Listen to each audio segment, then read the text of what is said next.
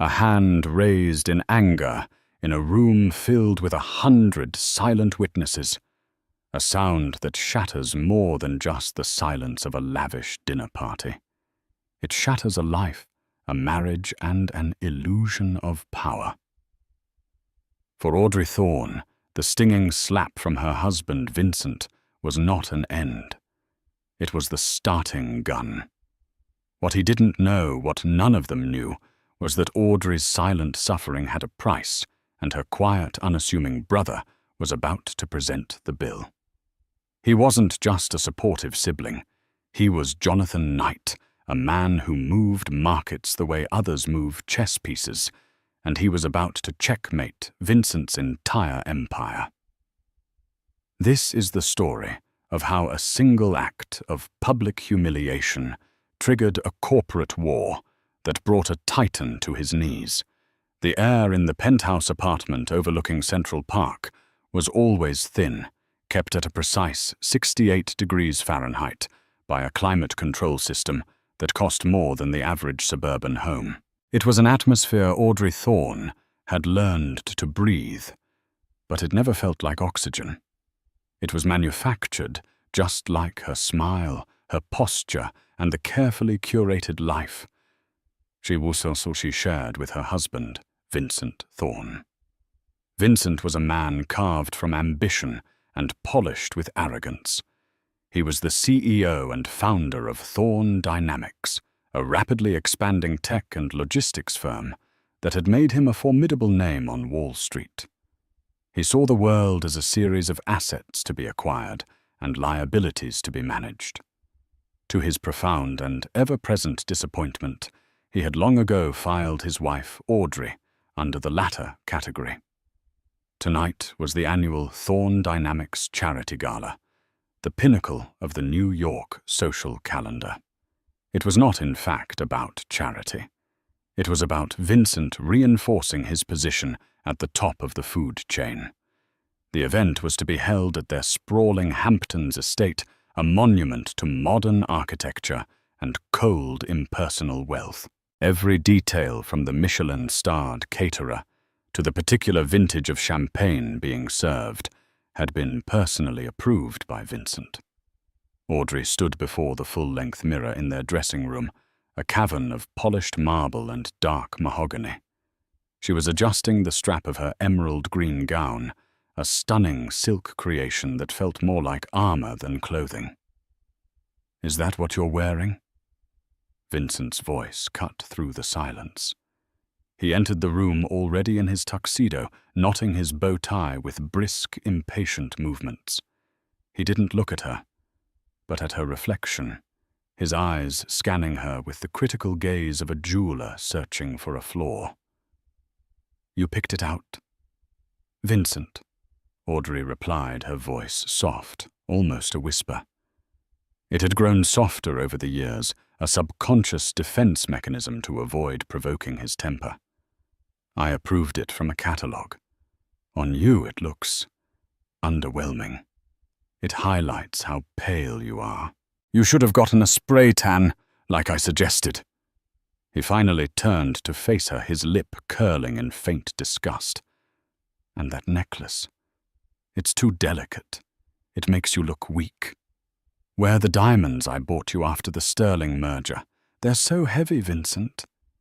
She murmured, her hand instinctively going to the simple gold locket around her neck. It had been a gift from her brother, Jonathan.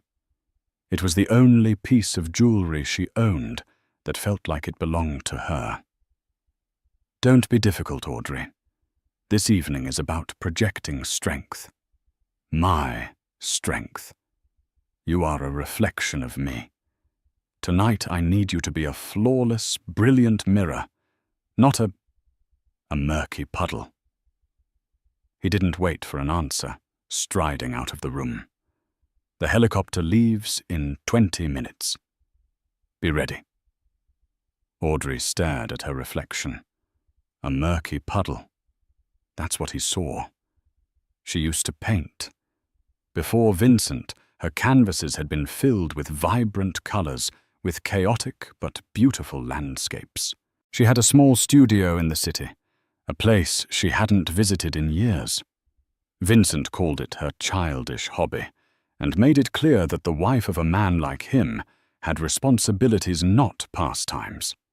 So she had packed away her brushes, and the colors within her had slowly faded to grey.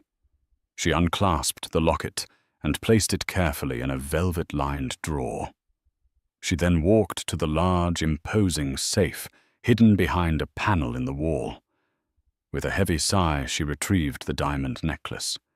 It was a cold, ostentatious thing, a collar of immense, glittering stones that felt like a beautifully crafted cage for her neck. As she fastened the clasp, its weight was immediate and oppressive. It was the price of admission to her own life. Downstairs, the final preparations for their departure were underway. Staff moved with quiet efficiency, their fear of Vincent palpable. He was pacing in the grand foyer, barking into his phone at some unfortunate subordinate. "I don't care what the projections say, Gregory. You close the Odyssey deal by Monday, or you'll be handling traffic reports from a helicopter in Omaha. Do you understand me?" He snapped the phone shut and threw it onto a marble table. He saw Audrey descending the staircase, and his scowl deepened. "Finally. Let's go." He grabbed her arm, his grip just a little too tight, and steered her toward the private elevator that led to the rooftop helipad. As they ascended, the city lights spreading out below them, Audrey felt a familiar sense of detachment. She was an actress in a play she had never auditioned for. Tonight, she would play the part of the adoring, elegant wife.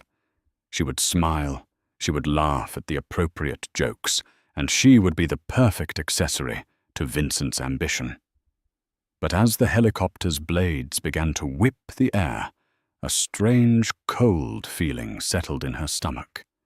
It wasn't the usual anxiety or dread. It was something different. It was the chilling calm before a storm. She didn't know why, but she felt that the performance tonight would be her last. The mirror Vincent wanted was about to crack. The Hamptons estate was ablaze with light, a beacon of opulence against the dark Atlantic Ocean. Guests milled about the vast lawn and poolside terrace, a sea of couture gowns and bespoke tuxedos. The air buzzed with forced laughter, hushed business deals, and the clinking of champagne flutes. It was, by all accounts, a spectacular success. Audrey moved through the crowd with practiced grace, a faint, polite smile fixed on her face. She was the perfect hostess, greeting hedge fund managers, tech moguls, and city officials with a quiet dignity that many mistook for shyness. Vincent was in his element, holding court near the massive ice-sculpted centerpiece of the Thorne Dynamics logo.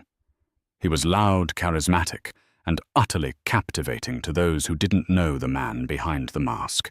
For hours, Audrey played her part.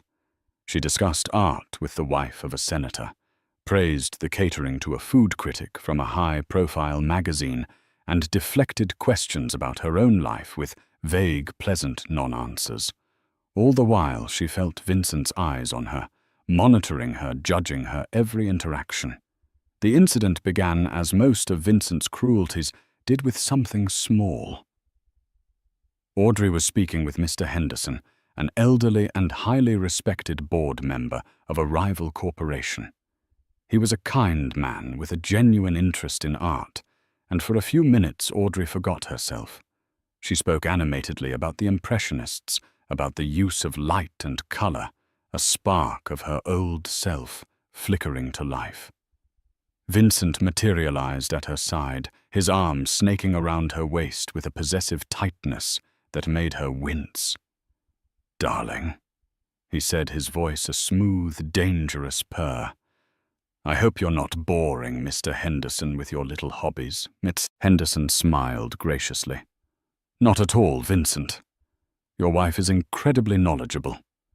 I was just saying she has a better eye than half the curators in this city." Vincent's smile didn't reach his eyes. She dabbles. It's what keeps women like her occupied, isn't it? He gave her waist a sharp squeeze, a silent command to be quiet. The conversation ended awkwardly, and Mr. Henderson soon excused himself.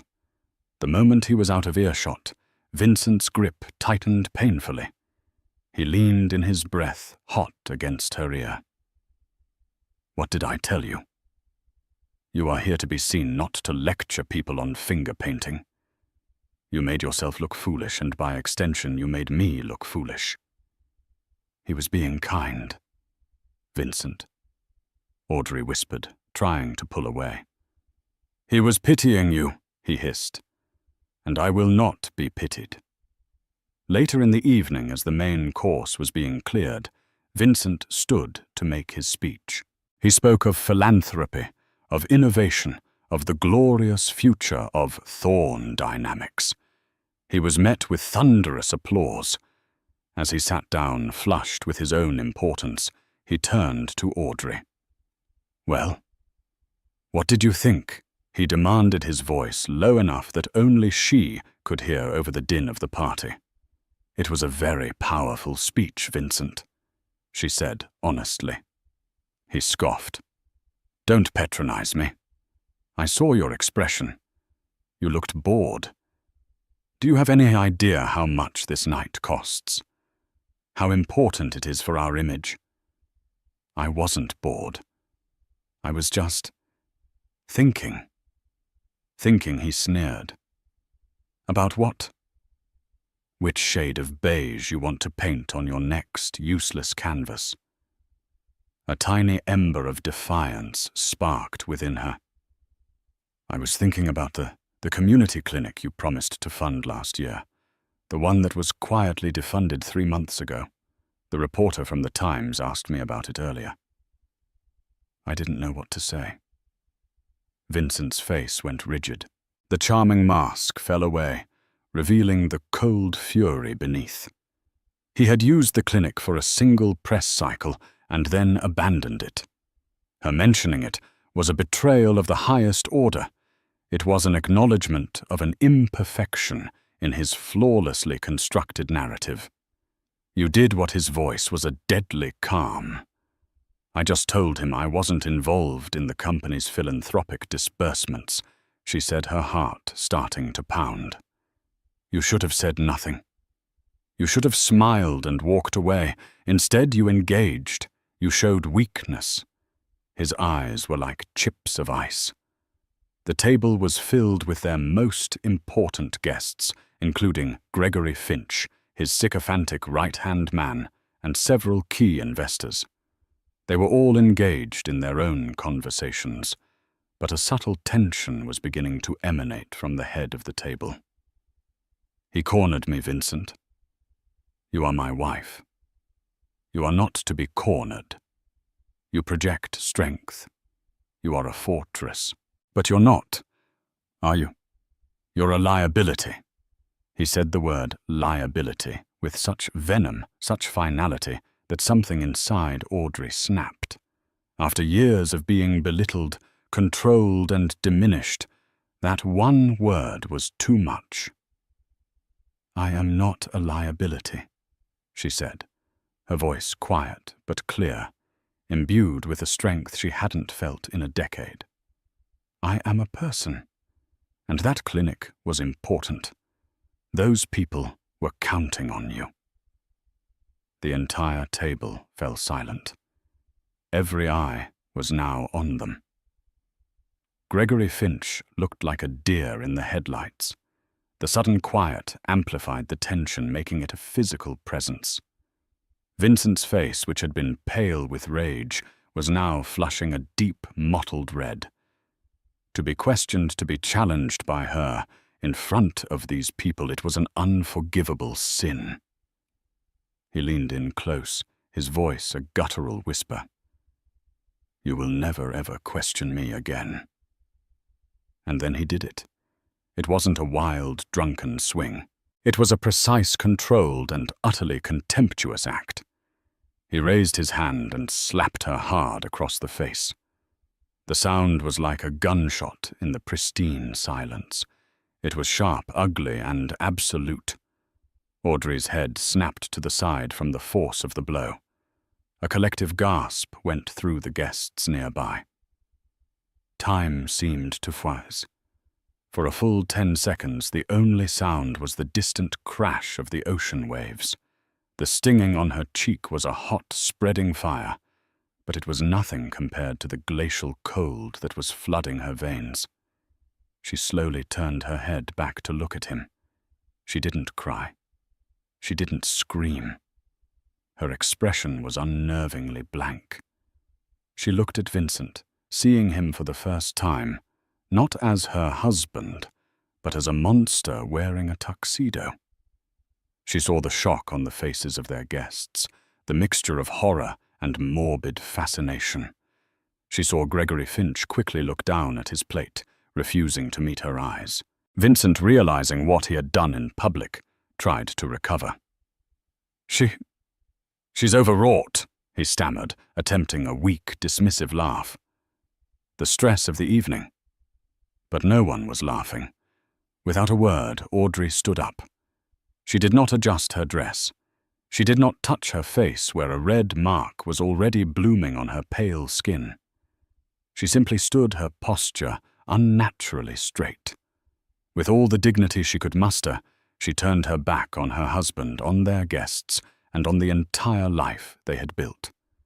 She walked away from the table, her footsteps silent on the thick grass.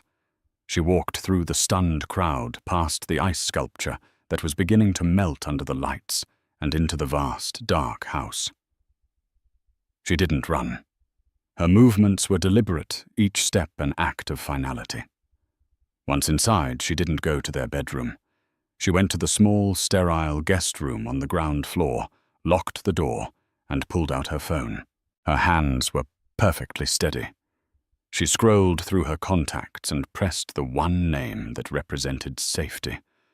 The one person in the world who had never asked her to be anything other than herself. The phone rang twice before he picked up.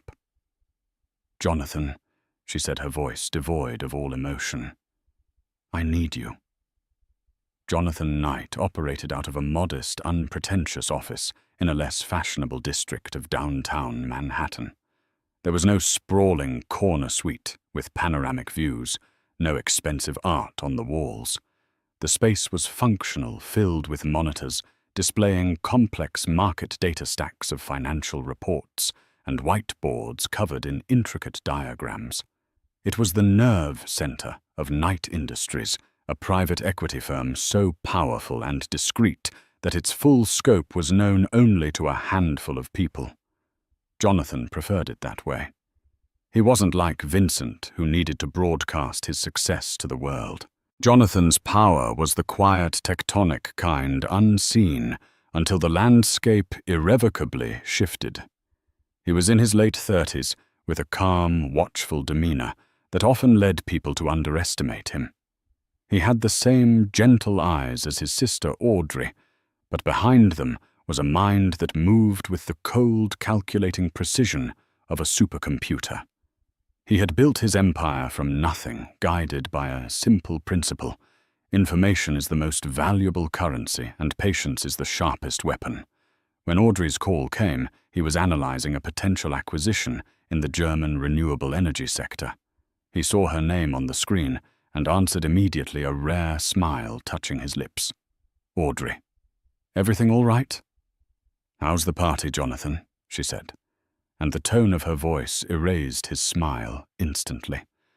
It was a flat, hollow sound, like a bell that had been cracked. "I need you." He didn't ask questions. He didn't need details yet. The only thing that mattered was the raw pain he heard in those 3 words. "Where are you? The Hamptons house. In a guest room. Lock the door.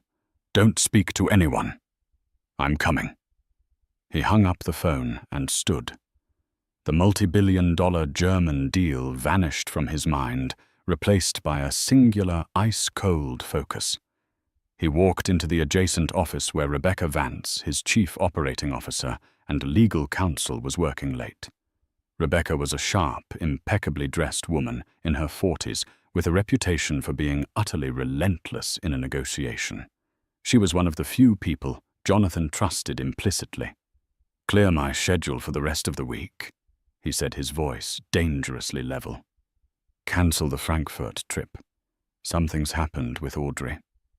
Rebecca looked up, her expression immediately serious. She knew how much Jonathan cared for his sister. "What do you need the company helicopter?" "I need to be in the Hamptons in an hour. And get our security team on standby. A discreet unit.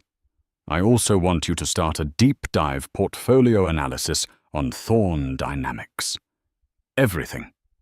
Debt structure, shareholder agreements, key personnel, supply chain vulnerabilities, pending litigation. I want to know where every single dollar comes from and where every single skeleton is buried. Use our top people. Spare no expense." "Jonathan, what happened?" she asked softly. His jaw tightened, a muscle feathering along his cheek. Vincent Thorn just made the biggest mistake of his life. An hour and a half later, Jonathan landed on a private airstrip a few miles from the estate. A black, nondescript car he had arranged was waiting. He found Audrey exactly where she said she would be. When she opened the door, the sight of the vivid red mark on her cheek sent a wave of pure, unadulterated fury through him. But his face remained a calm, reassuring mask for her. He didn't speak. He simply opened his arms, and for the first time that night, Audrey broke. The rigid control shattered, and she collapsed against him, sobbing into the fabric of his jacket. He held her, stroking her hair, letting her release the years of pain and humiliation. He did it in front of everyone. She wept. 100 people. And they just watched. "It's over now, Audrey," Jonathan said, his voice a low, soothing rumble. "You're never going back there. I'm taking you home." He led her out a side entrance to the waiting car, bypassing the lingering guests and the chaotic aftermath of her departure. Vincent had tried calling her phone a dozen times, followed by a string of increasingly desperate and then angry text messages. She ignored them all. They drove back to the city in silence. Jonathan took her not to her penthouse, but to a secure, beautifully appointed residence he owned at the Mandarin Oriental, a place she had never known existed. He made sure she was comfortable with food, a change of clothes, and a security guard posted discreetly in the hallway. "Get some rest," he told her, his voice gentle. "We'll talk in the morning. Nothing can touch you here." Audrey, exhausted and emotionally drained, could only nod. For the first time in years, she felt safe. Jonathan did not rest. He returned to his office where Rebecca was waiting for him. The whiteboards had been wiped clean. On the central monitor was the logo of Thorn Dynamics. The preliminary report, Rebecca said, sliding a tablet across the table. "Thorn Dynamics is over-leveraged." Vincent expanded too fast.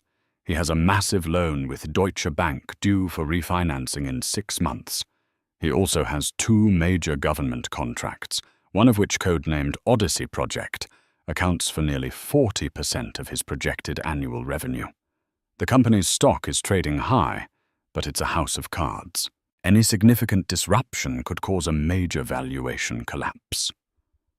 Jonathan absorbed the information, his eyes scanning the data with incredible speed. His anger had now cooled and hardened into something far more dangerous, a plan. "I don't want to ruin him, Rebecca," he said, his voice barely a whisper. "That's too simple. Ruin is passive. I want to take it from him. I want to own the company he built. I want to stand in his office, sit in his chair, and sign the papers that make his life's work mine." Rebecca raised an eyebrow. A hostile takeover of that scale? It's bold. It's risky. He still holds a majority of the voting shares. Every fortress has a crack in the wall, Jonathan said. We need to find it. Start with the Odyssey project. A contract that large always has strict morality and key person clauses. A public scandal involving the CEO could be a breach. Then start buying. Use shell corporations. 3 of them based in different jurisdictions. We'll buy quietly, accumulating a non-controlling but significant stake. Don't let the price move more than a point or 2. I want to be a shark circling in the dark. He won't even see the fin until it's too late. He looked out the window at the sleeping city. Vincent Thorne was in his palace across the park, probably drunk, probably furious, but feeling secure in his power. He thought this was a domestic dispute. He thought he could apologize, buy Audrey another piece of jewelry, and smooth things over. He had no idea that a war had just been declared. Jonathan Knight was not a man who fought battles. He engineered complete and total victories. And for what Vincent had done to his sister, the victory would be absolute. The price for Audrey's pain would be everything Vincent had ever built and everything he ever was. The week after the gala was a masterclass in corporate camouflage. To the outside world, it was business as usual. Thorne Dynamics stock remained stable, and Vincent Thorne, after a brief and humiliating period of damage control, managed to spin the incident at the party as a private matter fueled by exhaustion and too much champagne. He issued a generic public apology for the unfortunate scene and made a conspicuous donation to a women's shelter, a move of such cynical hypocrisy that it made Jonathan's blood boil. Vincent believed he was weathering the storm. He had sent Audrey a mountain of flowers which were refused at the hotel. He sent pleading, then threatening emails which went unanswered. He assumed she was with her brother, licking her wounds. He imagined she would eventually come back, as she always did, once his anger had cooled and his wallet had opened. The idea that she was gone for good and that her departure was the first tremor of an earthquake that would swallow him whole never entered his mind. Meanwhile, in the quiet, methodical offices of Knight Industries, the war machine was spooling up. Jonathan's teams worked around the clock. 3 separate untraceable shell corporations, Orion Holdings, Lyra Investments, and Phoenix Capital, began purchasing shares of Thorne Dynamics on the open market. The buys were small and strategically timed, spread across different trading desks to avoid triggering any alarms. It was a slow, patient accumulation, like a rising tide. Vincent, blinded by his own arrogance, barely noticed.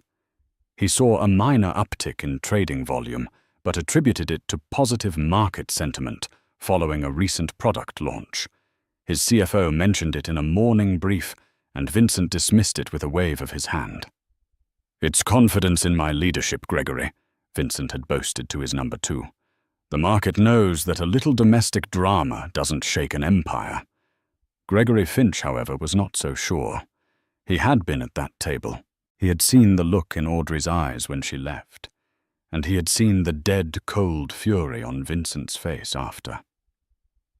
Gregory was a survivor. His loyalty to Vincent was born of ambition and fear, not respect, and fear told him that something was wrong. The second phase of Jonathan's plan involved finding an ally inside the fortress. Rebecca's team had identified a potential candidate, Henry Coleman, the 58-year-old head of logistics. Henry had been with Thorne Dynamics from the very beginning, a loyal and brilliant strategist who had designed the very systems that made the company so profitable. But he was old school. He valued integrity and loyalty qualities Vincent had long since discarded. Recent chatter suggested Henry was on the verge of being forced into early retirement, to make way for a younger, cheaper, and more pliable executive. Vincent had publicly dismissed one of Henry's recent reports as the work of a man who's lost his nerve. The insult had stung. Jonathan arranged a meeting, not in a boardroom, but on a park bench during a rainy Tuesday lunch hour. Henry arrived cautiously, clutching an umbrella, his face a mixture of suspicion and curiosity. "Mr. Coleman," Jonathan began, his voice calm and direct. "My name is Jonathan Knight. I believe we have a mutual interest in the future of Thorn Dynamics." Henry was wary. "I don't know you, Mr. Knight.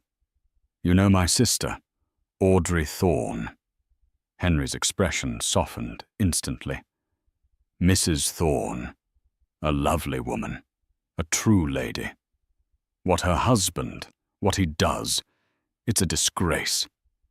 He stopped himself, realizing he was speaking to a stranger. "Vincent Thorn is a man who mistakes cruelty for strength," Jonathan continued, "and loyalty for weakness. He is about to learn a very hard lesson about both. I am in the process of acquiring a controlling interest in his company. I intend to remove him. To do that efficiently, I need to understand the company's operational vulnerabilities. Specifically, I need everything you know about the Odyssey project." Henry stared at him, stunned. A hostile takeover. It was unthinkable. But as he looked at the quiet, intense man sitting next to him, he saw a seriousness that was undeniable. He thought of his own career, the years of dedication, now about to be thrown away. He thought of Vincent's constant belittling, his abusive temper, and most of all, he thought of the kindness Audrey had always shown him and his family. "The Odyssey project," Henry said slowly, his decision made. "It's a logistical nightmare, a high-tech surveillance and transport contract for a federal agency. The margins are razor-thin, and the performance clauses are brutal. Vincent cut corners on the infrastructure to win the bid. He used a substandard encryption software from a startup he secretly invested in, not the military-grade one specified in the tender. If there's ever a data breach, even a minor one, Thorn Dynamics would be in catastrophic default of the contract. The penalties alone would bankrupt the company." This was the crack in the fortress wall. It was more than a crack. It was a gaping vulnerability. "Can you get me proof of that?" Jonathan asked. "The original bid proposal, the software procurement orders, anything that shows the discrepancy." Henry nodded. "It won't be easy. It's all on a firewalled server. But I designed the system. I know the back doors." While Henry worked on securing the data, Audrey was beginning her own transformation. In the serene quiet of the hotel suite, she started to sketch again. First, it was tentative charcoal drawings, then small watercolors. Jonathan had a full set of professional art supplies, delivered no questions asked. As she worked, her mind, free from the constant stress of living with Vincent, began to clear. Memories, conversations, and details she had long since suppressed began to surface. One afternoon, she was speaking with Jonathan about Vincent's business. "He was always so secretive about Odyssey," she recalled, dabbing a brush in blue paint. "He had a private meeting very late one night about a year ago, with a man named Alistair Finch."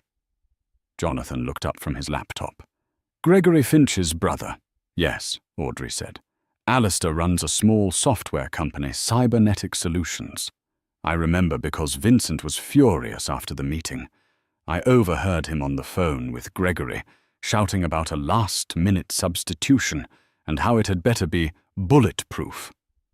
Jonathan and Rebecca exchanged a look. Cybernetic Solutions. That was the startup Henry had mentioned. Vincent hadn't just used a substandard software. He had funneled the contract to his right-hand man's brother, a clear case of cronyism and a massive conflict of interest. The whispers in the boardroom were about to become a roar. Jonathan's shell corporations now controlled nearly 15% of Thorne Dynamics. The stock price had begun to creep up, and Wall Street was starting to notice the unusually high trading volume. Vincent, finally sensing a threat, but not its source, was growing paranoid. He ordered an internal review to identify the mystery buyer, but Jonathan's tracks were too well covered. Vincent saw shadows moving, but he couldn't see the shark circling beneath him. He was trapped in a cage of his own making, and the bars were beginning to close in. The foundation of his empire was rotten, and Jonathan Knight was about to send a wrecking ball straight through it. The information from Henry Coleman was the key, but the document Audrey remembered was the lock. Henry managed to smuggle a data stick out of Thorne Dynamics headquarters. It contained the technical specifications of the encryption software used for the Odyssey project, confirming it was the inferior product from Cybernetic Solutions. It also included internal emails where engineers had flagged significant security concerns, all of which were overruled by a directive that traced back to Gregory Finch's office. It was damning, but it was circumstantial. To prove Vincent's direct involvement and fraudulent intent, they needed a signed document, the original amended contract, or a purchase order bearing his signature. It would be on his private server, Henry explained over a secure line, or in his office safe. He keeps all his dirty laundry close. The office safe was a fortress within a fortress. But Jonathan remembered something Audrey had told him years ago, a story told as a joke. Vincent was so arrogant, so convinced of his own brilliance, that he used the same master passcode for everything important the date of his first major hostile takeover, a number that symbolized his ruthlessness and success. The problem was getting into the office. Vincent's executive suite was on the top floor, accessible only by a private elevator that required his keycard and biometric thumbprint. A direct assault was impossible. They needed a Trojan horse. The opportunity came in the form of the annual fire safety inspection, a mundane event that Rebecca's team discovered was scheduled for the following Wednesday. Her people, through a series of anonymous tips and well-placed complaints to the city fire department, managed to elevate the routine checkup into a full-scale systems audit, requiring access to every floor, including the executive suite. They also ensured that the firm contracted to do the inspection was one that Knight Industries had a long-standing and very discreet relationship with. While the plan was being set, Audrey's role became unexpectedly crucial. She was no longer just the victim. She was becoming an active participant in Vincent's downfall. The art had reawakened her mind, and with it, her memory. She spent hours with Rebecca, piecing together fragments of overheard conversations, names on visitor logs, and timings of late-night meetings. "There's a second safe," Audrey said one evening, looking up from a sketch she was working on. "Not in his office. It's at the penthouse, hidden behind a false panel in the library." Jonathan and Rebecca looked at her, surprised. "He called it his legacy safe," Audrey continued. "He kept personal papers there, old contracts, deeds, things he considered the bedrock of his empire. He showed it to me once years ago when he was drunk and bragging. He said, 'They can take the company, but they can never take the foundation.'" A chill went down Rebecca's spine. It was exactly the kind of melodramatic, self-important thing a man like Vincent would do. "Do you know the combination?" Jonathan asked gently. Audrey closed her eyes, her brow furrowed in concentration. It wasn't a number.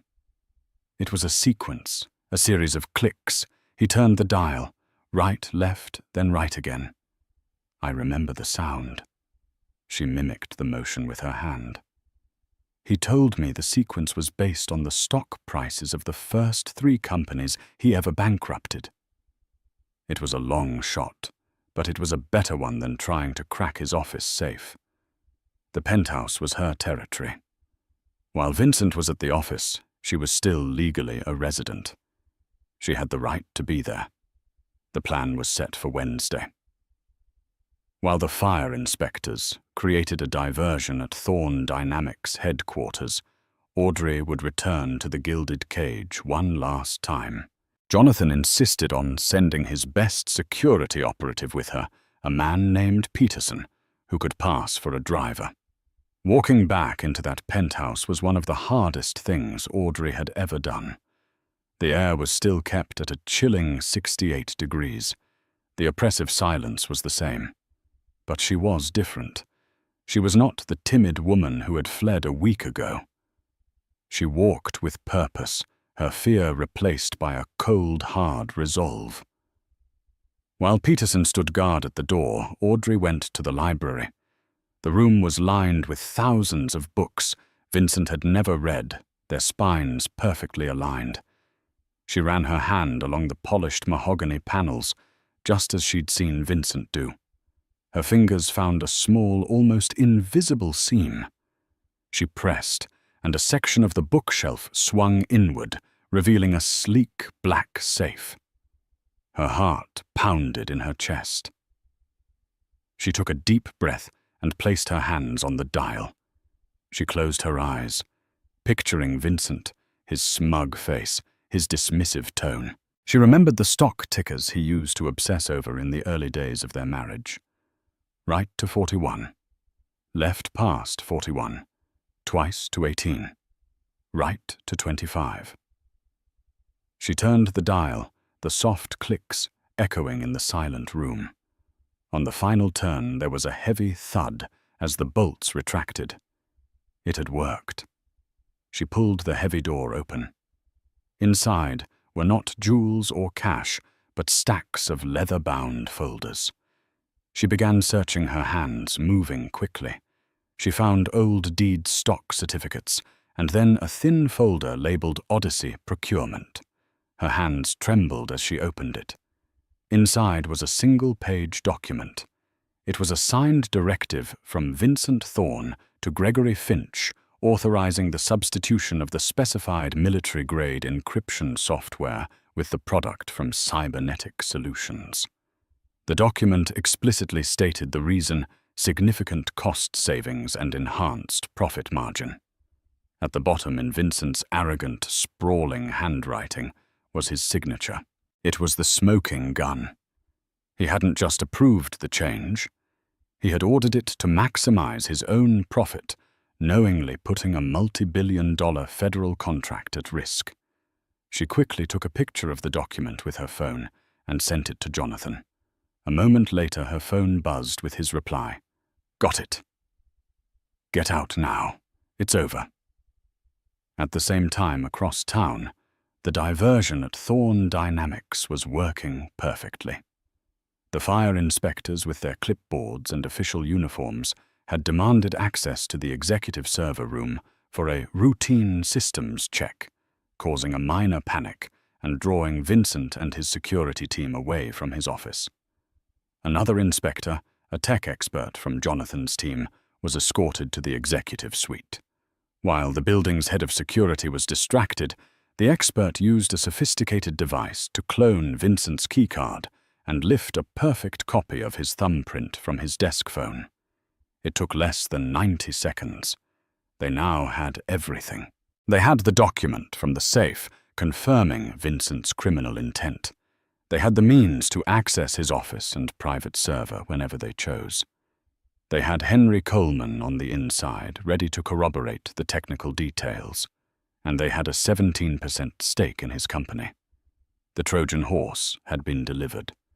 Its belly was full of soldiers, and the gates of Troy were about to be breached. Vincent Thorn was still sitting in his office, completely unaware that his kingdom had already fallen. All that was left was the final public annihilation. The first blow landed not on Wall Street, but on the front page of the Wall Street Journal. An anonymous, impeccably sourced leak detailed how Thorn Dynamics had knowingly used substandard technology in the execution of the highly sensitive Odyssey project. The article named Cybernetic Solutions its connection to Gregory Finch's brother and included a redacted but unmistakable image of the internal directive authorizing the switch.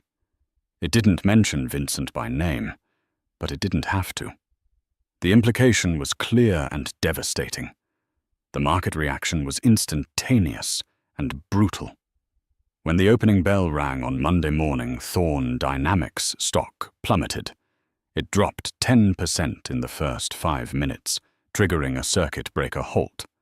Investors, terrified by the prospect of the federal government cancelling its most lucrative contract, started dumping shares in a panic. Vincent was in a state of apoplectic fury. He stormed through his office, screaming at his legal team, his PR department, and especially at Gregory Finch. "How did they get this?" he roared, slamming the newspaper down on his desk. This was buried.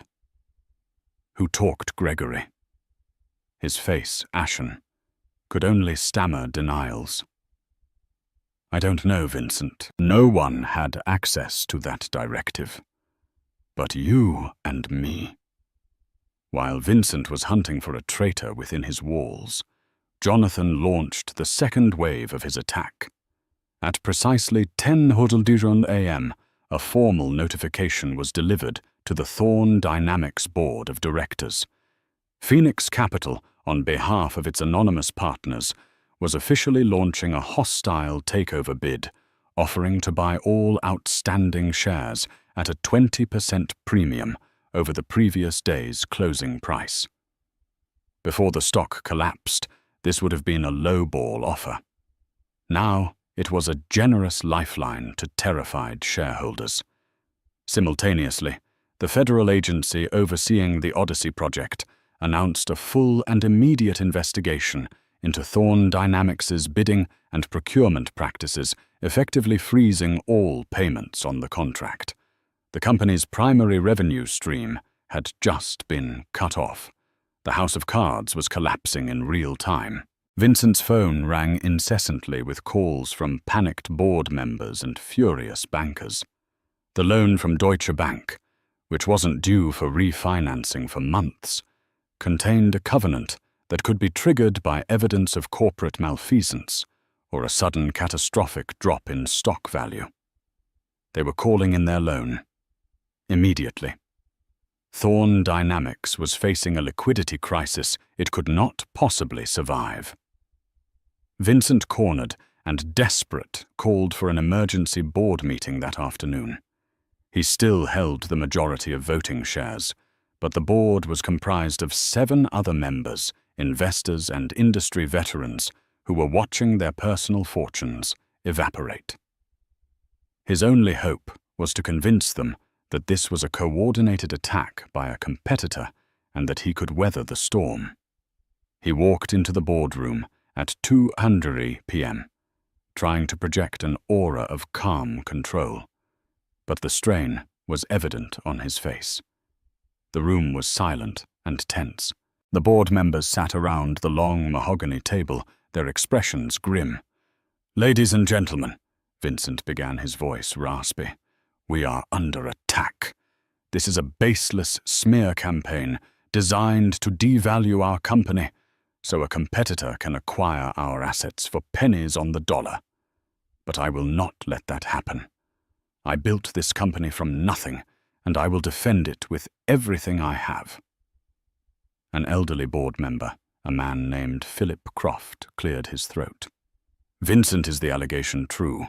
Did you knowingly use inferior software on the Odyssey project?" "It was a calculated business decision to maximize shareholder value." Vincent snapped, his composure already cracking. "The technology is perfectly adequate." "The federal government seems to disagree," another member countered, "as does the market. We have lost 35% of our value in 4 hours. Just then, the doors to the boardroom opened. Rebecca Vance walked in, followed by 2 other lawyers. "What is the meaning of this?" Vincent bellowed. "This is a closed meeting." "I believe we have a right to be here," Rebecca said, her voice calm and steady. She placed a stack of documents on the table. Phoenix Capital, along with its partners Orion Holdings and Lyra Investments, now controls a combined 32% of this company's shares, making us the second largest shareholder after you. As such, we have a vested interest in this discussion. Vincent stared at her, his mind reeling. 32%. It had been acquired so quickly, so quietly. He was so focused on the leak that he hadn't seen the corporate raiders storming his gates. "Furthermore," Rebecca continued, "we have filed a motion of no confidence in the CEO Vincent Thorne on the grounds of gross mismanagement, corporate fraud, and actions detrimental to the company's financial health. We are calling for an immediate vote on his removal." "You can't do that," Vincent shouted, his face turning purple. "I control the voting shares." "That may be," Rebecca said with a thin smile. "But a vote of no confidence from the entire board will give any shareholder lawsuit to oust you on ethical grounds an almost certain chance of success. It will also convince any remaining business partners or banks that your leadership is untenable. You can fight this, but you will be fighting alone, and you will drag what's left of this company down with you." She looked around the table, making eye contact with each board member. "We, however, are offering another way, a path to stability. If Mr. Thorne is removed, our consortium is prepared to inject enough capital to satisfy the Deutsche Bank loan and stabilize the company through the federal investigation. We will save this company, but not with him at the helm." It was a perfectly laid trap. She was offering the board a choice: go down with the sinking ship, captained by a disgraced CEO, or throw him overboard and climb into a well-funded lifeboat. Vincent looked at the faces around the table. He saw no support. He saw only cold financial calculation. He turned to his last hope.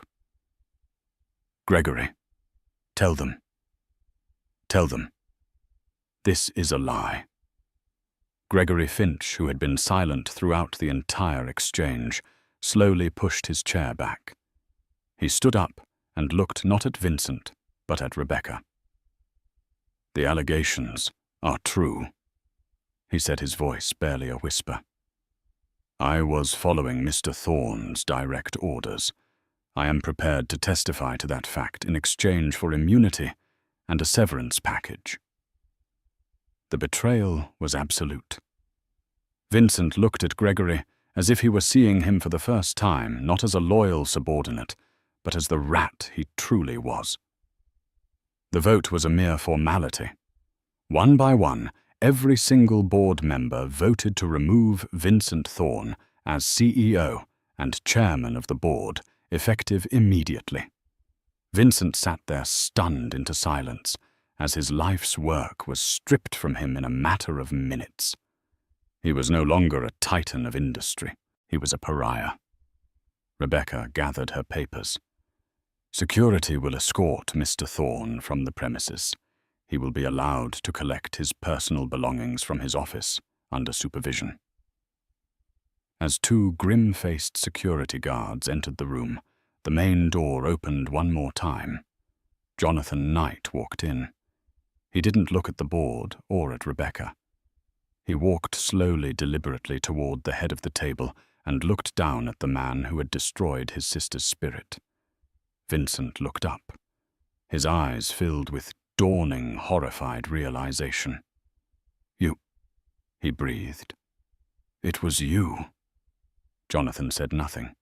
He simply held Vincent's gaze for a long moment, his expression unreadable, but his message clear. "This is for Audrey." Then he turned and walked to the window looking out over the city that had just that morning been Vincent's kingdom. Vincent Thorne, the great CEO, was then quietly and unceremoniously escorted out of his own boardroom, a broken man with nothing left but the echo of his own hubris. 6 months later, the name Thorne Dynamics was gone, scrubbed from the annals of Wall Street. The company had been restructured, rebranded, and reborn under the umbrella of Knight Industries as Apex Logistics. Under new ethical management, and with the full backing of Jonathan's capital, it had been salvaged. The Odyssey project contract was renegotiated. A settlement was reached with the federal government, and the company was slowly, painstakingly put back on a path to stability. Gregory Finch disappeared with a modest severance package and the permanent stain of being a turncoat. Vincent Thorne, after a series of failed lawsuits and public outbursts, faded into obscurity, a cautionary tale whispered in the bars and boardrooms of the financial district. But this story was never truly about Vincent's fall. It was about Audrey's rise. Audrey did not return to the penthouse or the Hamptons estate. Both were sold off, their sterile, opulent contents liquidated. She moved into a beautiful, light-filled brownstone in Greenwich Village that she bought with the proceeds from her divorce settlement, a settlement so swift and comprehensive that Vincent had no choice but to accept it. The house had a dedicated studio on the top floor, with a skylight that bathed the room in a warm, natural glow. And in that room Audrey painted. She painted with a ferocity and passion she hadn't felt since she was a girl. The canvases were no longer filled with muted, hesitant landscapes. They were explosions of color, of emotion, of raw, untamed energy.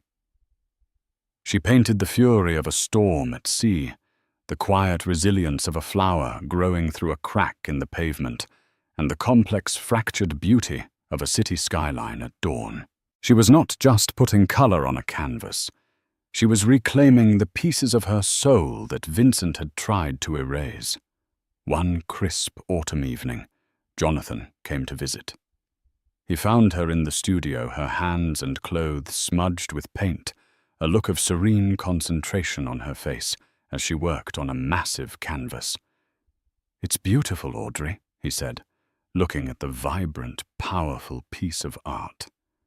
She turned and smiled, a genuine, radiant smile that he hadn't seen in years. "It feels good, Jonathan. It feels like breathing again." They went downstairs and she made them tea. There was an easy, comfortable silence between them. "I have something for you," Jonathan said, placing a simple, elegant leather portfolio on the coffee table. Audrey opened it. Inside were official documents signed and notarized. Her eyes scanned the legal jargon, and her breath caught in her throat. He had transferred his entire controlling interest in the rebranded Apex Logistics, the company that was once Thorne Dynamics, into a trust for which she was the sole beneficiary and trustee.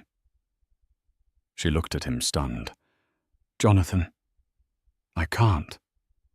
It's everything. It's his entire company." "It was never about the company," he said, his voice soft but firm. "And it's not his anymore. It's a tool. It's a resource. It's a foundation for whatever you want to build next. You don't have to run it. The board is excellent. But it is yours. The profits are yours. The power is yours. He used his power to cage you. I want you to use this power to be free." Tears welled in Audrey's eyes, but they were not tears of sadness or pain. They were tears of overwhelming gratitude and release. "Thank you," she whispered. "You don't have to thank me," he said.